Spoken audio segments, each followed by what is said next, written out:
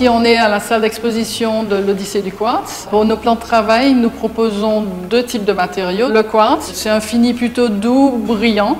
Et l'autre matériau, c'est de la céramique qui est finition plus naturelle.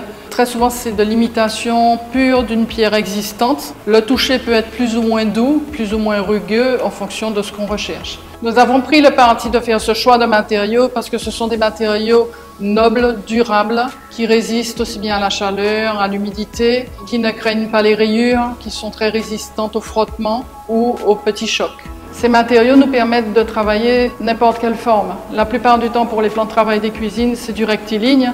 Par contre, on peut jouer sur les épaisseurs. La difficulté au niveau des céramiques, c'est surtout que le trait de ligne, la continuité des lignes lorsqu'on fait des assemblages dans la composition d'un plan plus épais. C'est le même plan en 12 mm mais qui est travaillé par assemblage et notre travail à nous, c'est vraiment de faire la conception pour que la ligne se suive dans l'épaisseur et dans le plan. Aussi sur les crédences qui remontent contre le mur. La forme, on peut couper en arrondi, faire des biseaux, les lignes droites bien entendu.